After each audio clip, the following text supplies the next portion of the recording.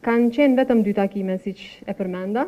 PDK-ja përmes zotit Hamza ka dhënë qëndrimet sa i përket vijimësisë së këtij procesi, ndërsa LDK-ja i ka pezulluar takimet për shkak të problemeve të brendshme. Natyrisht unë nuk merrem me problemet e brendshme të partive politike, janë të tyre, por duhet ta kemi parasysh që ne kemi afate kushtetuese për cilat duhet të veprojmë.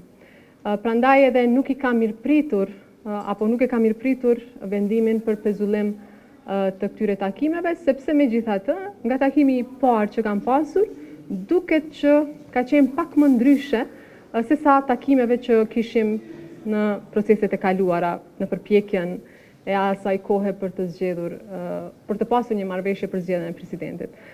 Prandaj po theksoj se unë nuk e di se kur do të hiqet vendimi për suspendim apo për pezullim të këtyre takimeve, por është e rëndësishme që kjo të ndodhë sa më parë.